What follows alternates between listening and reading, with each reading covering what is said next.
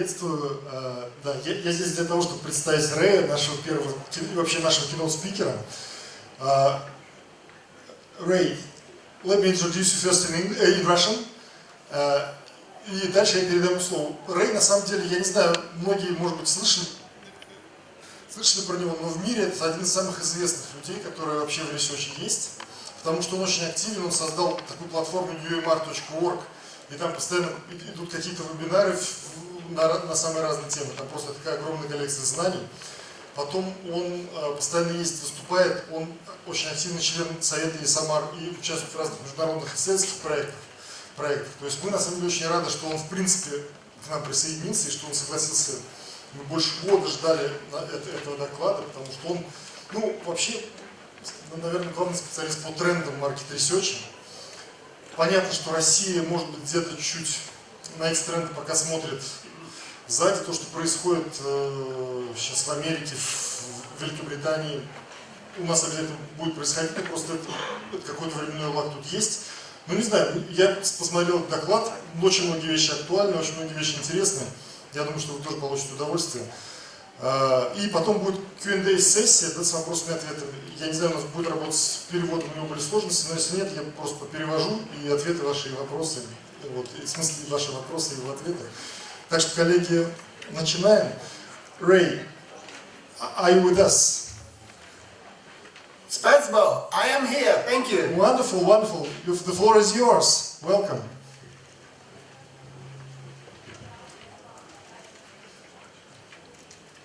So thank you everybody, thank you Sasha for inviting me, thank you everybody for being here this morning. I hope the weather in Russia is somewhat better than the British weather at the moment. It's very wet.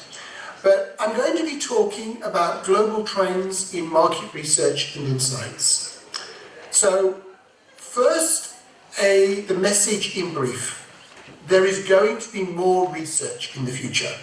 We will see more surveys, more depth interviews, more focus groups, more ethnography, more usability, more semiotics, more of what we call the build, test, learn, more analytics, more of almost everything. But there's going to be less, in quotes, market research, with fewer, in quotes, market researchers. So there is going to be more research, but there is going to be less market research. So let me explain why. Here is the agenda. I'm going to start by following the money. It's always a good way to find out what is going on. I'm going to talk about two very important changes, explain how those are happening, and then I'm going to tell you about why market research is like a frog at the bottom of a well. And then why the changes are happening and what is going to happen next. And then we are looking forward to having a summary and then the question and answer. So I'm going to take some data from ESOMAR, and this data is from just before the pandemic, and it's the traditional picture of market research insights, the ecosystem. And according to the ESOMAR data, in terms of money, US dollars equivalent, nearly half of all market research is conducted in the United States. Obviously that is not true in terms of number of projects, but in terms of value, nearly half is the United States. By the time we add in the UK, we are well over half. And if we take all of the English-speaking countries, so Hong Kong, Singapore, Australia, New Zealand, to a large extent South Africa, about 2/3 of global research is done in English-speaking countries. This has an implication for the software and for the technologies and for the codes and the guidelines. This is why so much software does not work in Japanese, does not work in Chinese. Much of it doesn't even work in the Russian Cyrillic script. So there is quite a negative thing going on with that centrality. Only about a quarter of market research is done outside of the top 5 countries: France, China, Germany, United Kingdom, USA. So it's a very consolidated industry. The big change that has been happening over the last 2 or 3 years is China is getting a bigger and bigger share. It used to be the 6th biggest, then the 5th, now it's the 4th. Next year it will probably be the 3rd biggest region. But there is another picture. ESOMAR have started looking at tech-enabled research as well as traditional research. And when we look at that picture, more than half of the world, in terms of dollars spent, is the United States. All of the other regions tend to shrink.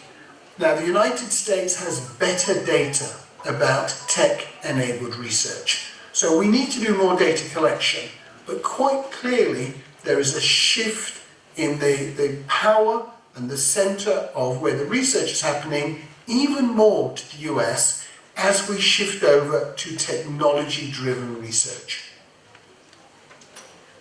Staying with the ESOMAR data, we can look at the information another way. So this divides the data into active research, which is surveys, focus groups, depth interviews, places where we ask people questions. And the other is where we do passive data collecting, where we have other methods of collecting the information, where we focus on reporting data that is collected through systems. I call this no questions research. No questions research is more than half of all of the research these days. So that is a really big change. We've been watching this happen over the last 2 to 3 years. The active research has been shrinking. The no questions research has been growing. I'm also going to draw some information from a study which we ran with ESOMAR and the Insights Association and lots of other organizations last year in 2020. And on Monday of this week, we finished the fieldwork for the 2021 update. So I'm going to give you some information from the 2021 update. You were the first people in the world to hear that update. There is a trend towards more research being conducted internally. Now the question is not about dollars. We asked the insight managers and clients, we've talked to 802 clients, and they are saying that more and more research is being conducted internally. Last year it was just over 1/3. Now it's approximately half of all the research projects are being conducted internally inside the client organization. Not only that, but 50% of them say the percentage is increasing. Now we must always remember that there are differences between one company and another. So in about 8% of companies, internal is reducing. So sometimes you will meet a client company and maybe they are reducing their internal use of research. But the trend is to increase. About 2/3 of clients are saying that in 2021 and 2022, they are going to be doing more projects. Yes, a few clients are doing less. The airlines, for example, are doing less research at the moment, and they are probably going to be doing less research next year. But the trend is really strong that clients are doing more research, but they don't all have an increase in budget. Only 1/3 have an increase in budget. So 2/3 are doing more research projects, 1/3 have an increase in their budget, and 15% have a declining budget. So they're having to do more research with less money as a trend. So this brings me to these 2 key changes. The first is that nearly 50% of research is conducted internally. This is very different to 10 and 20 years ago. And secondly, more than 50% of research is no questions research. So we need to take that into account as well. If I go back to the past, maybe 30 years ago, and we think about insights and market research and customer-based evidence, most of it was done by market research agencies. Most surveys 30 years ago were conducted by a market research agency. Most focus groups 30 years ago were done by a market research agency. Most depth interviews 30 years ago were conducted by a market research agency. We dominated the insights ecosystem. We made the rules. We set the trends. Come forward 30 years to 2021, market research agencies are bigger now than they were then. There has been growth in our sector, but we are a tiny percentage now of the insights ecosystem. We're seeing the CX and the UX and the design thinking and the algorithmic marketing, automated systems, social media analytics, DIY platforms. Now, market research does not create the agenda. We can't create all of the rules because we are a much smaller part of the industry. None of these other parts are bigger than us on their own, but between them, they are much bigger. How has this happened? I'm going to talk about why it has happened in a moment. But first, how? And it's happened because of online platforms. That is how it has happened. The SaaS, software as a service, the automated systems, the data collection systems, the analysis systems, the platforms that allow us to capture video, the platforms that will do automated transcription of video to text, all of this has made it possible. And I'm going to give you an illustration just from the survey industry. Let's go back to 1991. And there were three methods that we used to collect surveys mostly: paper, CATI, telephone, and computer-aided personal interviewing. If you wanted to use paper, you needed a field force of people who were going to ask the questions. You needed to be able to print all that paper. You needed people to punch the information or to scan the information from the paper. You needed all sorts of analysis and knowledge. If you were going to use telephones, well, you needed call centres, you needed telephone interviewers, you needed scripting skills and analysis. If you were going to use computers to collect the data, then you needed a field force to go around the country using those computers. You needed to have the computers themselves, that you need to own them, you needed scripting skills, and you needed analysis. We possibly have a mic open if you want to check if you're on mute. So let's bring that picture forward to 2021. And now what is the case? Great. Sorry to interrupt you. Выключите микрофон, кто только что присоединился. So if somebody has got the Qualtrics software, or they've got SurveyMonkey or Confirm It, they can use their own customer lists. People are using communities to ask these questions, so the sample no longer requires the agency. For the data collection, there are so many data collection tools. For projects, you can do one-stop, so you can go to Question Pro, you can go to SurveyMonkey, you can go to Qualtrics, and all of these companies, you write your survey using their tools, and then you can field it to their panel, or they will go out to a marketplace panel.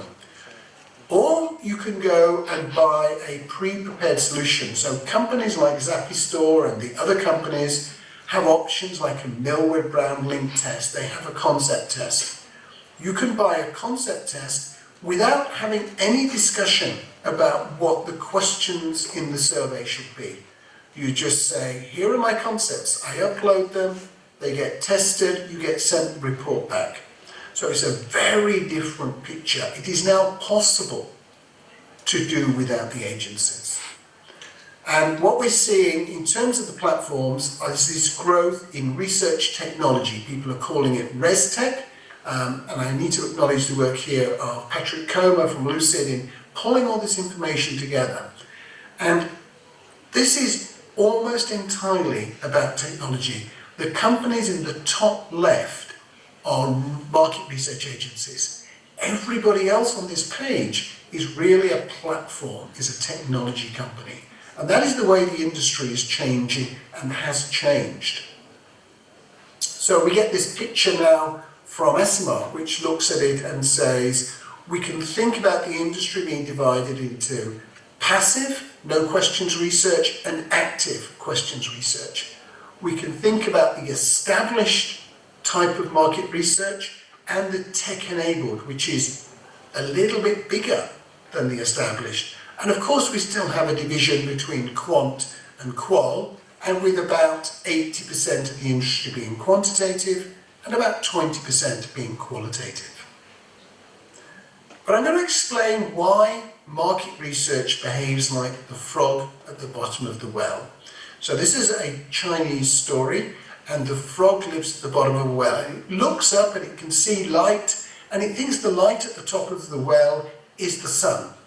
And one day, a bird flies in and comes down and talks to the frog and says, do you know, outside there is a whole world?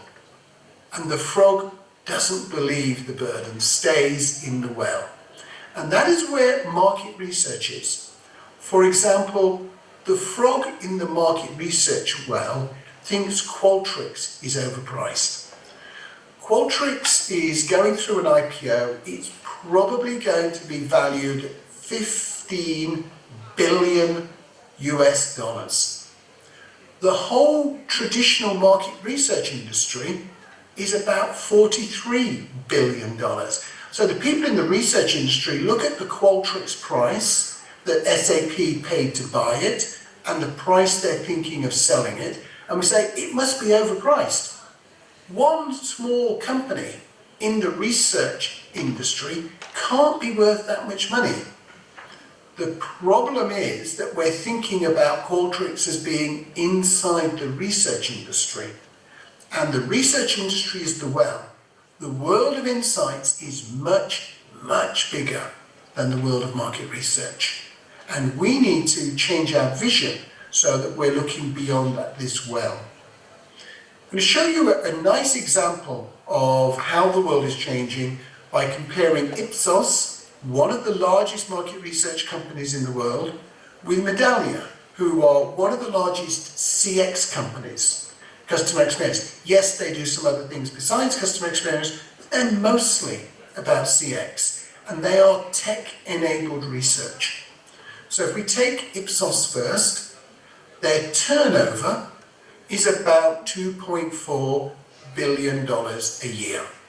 And their market capitalization, this is what the stock market thinks they're worth, is $1.4 billion. Now let's go to Medallia. Their turnover is only $500 million a year. $500 million a year. I say only, I would love to have $500 million a year. But their valuation is 10 times higher than their turnover. 4.5 billion. They are more than 3 times as valuable as Ipsos, even though Ipsos has 5 times the turnover. So we see this really big shift in valuations and in focus and attention towards the tech-enabled, no questions research, automated research, these sorts of areas. So why has there been the change? The platforms have made it possible, but not everything that is possible happens. And the reasons, the 2 reasons really are customer centricity and agile. Customers are now the center of most organizations, and most companies are trying to work faster, more iteratively, in a lean and agile way. So in the past, agencies talk to customers, and agencies talk to the insight team, and the insight team talk to the business units. And the focus of the company was the product, the focus of the company was design, the focus of the company was service. So this worked. But the trend now is that all the business units want to talk to customers. If you believe that customers should be at the heart of everything you do, then you can't send your message to the insight team and the insight message send the message to the agency and the agency talk to the customer and then they send me a message back. You need to connect the business units to the customers without a mediation in the middle. Really nice example again from Zapisto, from a conversation I was having with Ryan Berry, the president, and he was talking about, we've just delivered a system to one of our clients and now 800 of the marketeers in this global alcohol company can do concept tests, they can do advertising tests without talking to an agency, without talking to the insights team. They can just upload their materials and get their automated results. And the insight team has made sure that it's safe and reliable by setting in procedures to make sure that it's going to be used in the right way. So I'm going to take these key questions. What's going to happen to quality, to the market research agencies, to the client insight teams, to the trade associations, people like ESOMAR, to ethics in the research industry, and what should a new person joining our industry do? Quality first. The median project will be better than it is today. Normally when we talk about automation, we say, well, new automated systems are not going to be as good as the best researchers. This is true, but they're going to be a lot better than the average researcher and much, much better than the worst researcher. Because really we don't want junior researchers and junior clients redesigning questionnaires. We know best practice. We know how most things should be tested. There will still be innovative, non-standard, complex problems, and they will be handled by specialists. The weakest link in the future is going to be the same as the weakest link today. That is the sample. How are we going to make sure that we have good quality sample in the future? What's going to happen to the market research agencies? First of all, they will continue to grow in absolute terms. They will grow by 1 or 2% a year. But they're going to lose share to internal. More and more projects will be done internally and only a few more projects will be done with agencies. They're going to lose share to non-market research companies. We're seeing more and more software companies coming in, consultancies, web analytics companies, and they are taking a bigger and bigger share of the business. And all of this means the total insights ecosystem will grow much faster than the market research part. So that picture I showed you earlier, where market research had become a minnow in the whole picture, is going to get worse and worse. We're going to be a smaller and smaller part of the total picture. What about client insight teams? Well, some of them will shrink. Following this democratization, the business units will talk directly through to customers. They won't need the insights team. Some will just become assistants to the rest of the business. So they will buy a test, or they will buy Qualtrics, or they will buy a community from a leader, or somebody like this, and all the business units will send requests through to the insights team. Please run this survey, please run this discussion. Not a very interesting life for the insights team. But the best insights team are going to be transformed into coaches. They're going to be the people who decide what is good research. They're going to be the strategy consultants. I strongly recommend this new book. It was published this year by James Wycherley of the Insights Management Academy. And this is all about 42 things that an insights team can do in this new context. What's going to happen to the trade associations? Well, they need to understand they're living in a world with no clear boundaries. We can't say this is market research and this is not market research. So they're going to have to be very comfortable with ambiguity. They need to advocate for evidence-based decision-making. They need to advocate for high standards. They need to be involved in setting those standards. How should we treat participants? How should we make sure that the research we're doing is reliable.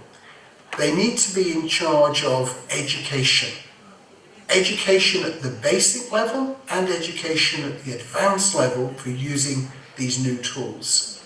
They need to create networking opportunities and they need to create business opportunities for the market research sector. We want to start growing at faster than 1 or 2%. We can because there is a big growth in the use of insights, but we need to make sure that we facilitate that growth for the market research sector. What about ethics? Ethics are going to change in the research world. For commercial research, anonymity is going to be much less common.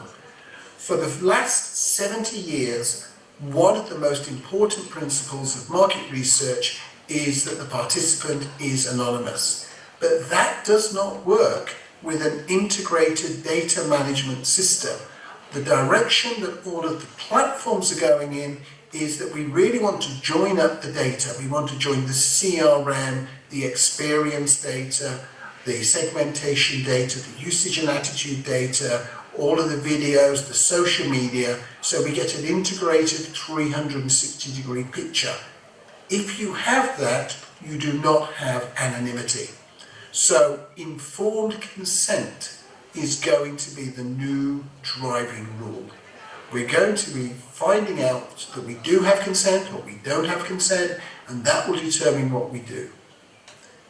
We're also going to see much more selling and marketing to participants. This again was like perhaps the biggest rule. Market research was never used to sell people things. But if you start to collect insights from 1 million people or 2 million people, you are absolutely going to enable those people to purchase things. So that is going to be another change. It's going to be based around informed consent. And it means that genuine social research, genuine academic research will need to separate itself from commercial market research because it will still want a lot of those anonymity features. So we're going to see quite some significant changes in the ethics of our industry. If we were talking to somebody new, they're 25 maybe, they've got a good university education, they've maybe got 1 or 2 years of experience, what should they focus on to make sure that they do well in our industry over the next 30, 40 years? First, they should be able to understand business questions and the needs in the context of human behaviours and beliefs. We are not about statistics. We are not about qualitative methodology. We are about looking at people, understanding human behaviour, and helping organisations, businesses, make better decisions. We need to be able to choose and implement solutions from a range of possible solutions. So we need to get quite good at looking at what are the different ways we could solve this problem and selecting one. We've got to be able to turn findings from the research into recommendations. Nobody wants to receive data anymore. We've got to be able to persuade the organisations to implement the recommendations. We don't want to just give them neutrally, we want to advocate for those recommendations. We should focus on using machines every time the machine can do the job. We want to develop skills in the area where machines can't do the job. That is how we protect ourselves and that is how we get a better experience. So what is the future of market research? The need to understand people is growing and it will continue to grow. The use of tools and approaches to understand people, that's going to grow. We are going to see more semioticians, ethnographers, data analysts, strategists, cultural specialists. But there will be fewer people who call themselves market researchers, and they will be doing less market research in quotes. So, in summary, research is being democratized because companies want to be agile and they want to put the voice of the customer right throughout the business. They want to integrate the customer's voice throughout the business. This is being allowed, facilitated by platforms. This is leading to more research being done internally, and more research is being done by non-researchers.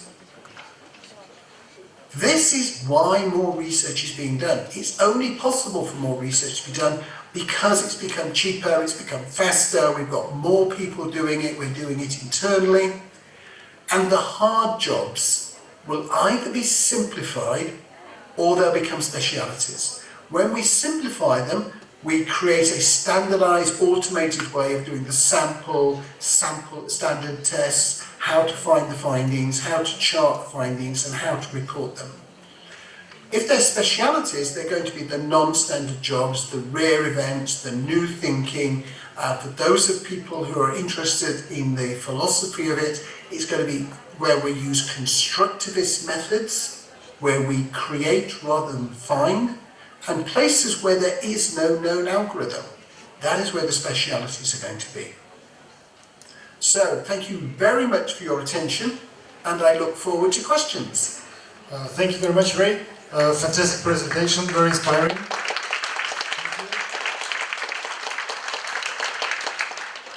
Коллеги, у нас есть время на, может быть, два вопроса. Есть ли они у вас? Давайте не стесняйтесь, больше такого случая не будет. Рэй, пока весь мир не объедет, он до нас снова не доедет. Вот. Okay, we have a question. Ray, thank you for your presentation. It was really a lot to think about later. But my question for now is I thought that one of the trends might be uniting market research and product research as methods to some extent repeat. But you haven't mentioned it. Is it, in your opinion, the trend, or is it not? At the moment, the trend is towards all these little areas like CX, usability design, product research, all becoming their own little area because they're trying to get tools that are exactly right for them. And quite often, they believe that they are not doing market research. So they're using the same methods that market researchers are using. They sometimes have less skill, sometimes more skill, but they do not see it as market research. And that trend, I think, will continue. I think there will be less integration in terms of what people say they are doing. I think that there will be a lot of integration in the tools they use.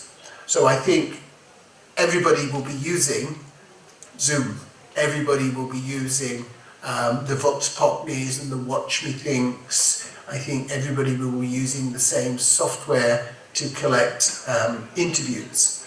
But they will call it different things, which is why the market research sector declines, even though what we do is increasing. Thank you, Ray. I think we don't have time for any other questions, but thank you again for being with us, and we'll be in contact. If we collect some questions, I will send them to you, and we will somehow try to distribute the answers yeah, we will do this. Thank you very Actually, much. Sasha, if you send me any questions that follow up, I'm more than happy to send you back the answers, and then you can distribute them. So thank you, everybody, for your attention. Thank you so much, Ray. Thank you.